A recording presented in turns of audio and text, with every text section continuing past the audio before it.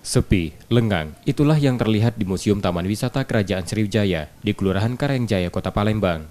Setelah dibuka kembali di kenormalan baru, kunjungan museum masih belum terlihat. Pengelola museum mengaku selama pandemi setahun terakhir, jumlah pengunjung masih ada namun jumlahnya jauh turun. Membuka layanan saat masa pandemi COVID-19, pengelola menerapkan protokol kesehatan. Setiap pengunjung wajib mengenakan masker dan mencuci tangan di fasilitas yang tersedia. Pengunjung dikenakan tarif sebesar Rp3.000.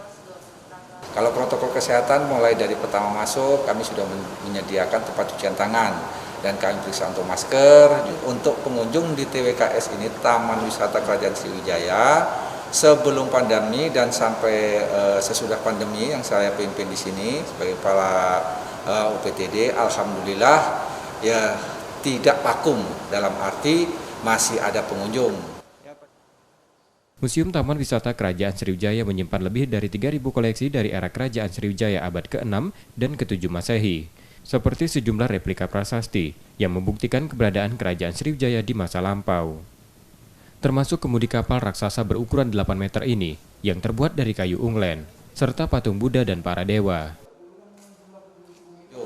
Ya, pada dasarnya kita itu kan cinta sejarah, memang udah lama. Terus saya juga menggait lah, taruhlah ya, karena saya sudah sering ke sini. Karena orang kan lebih cenderung ke rumah, ngapain jalan gitu kan. Paling dia searching-searching aja kalau pengen tahu sesuatu. Nah, tapi juga mereka kan nggak ngerti kalau emang jalan itu kalau sekarang pakai protokol istilahnya. Pengelola museum berharap mulai pulihnya aktivitas warga, museum dapat kembali menjadi tujuan wisata yang aman dengan tetap menerapkan protokol kesehatan. Rizky Nurmizan, Kompas TV, Palembang.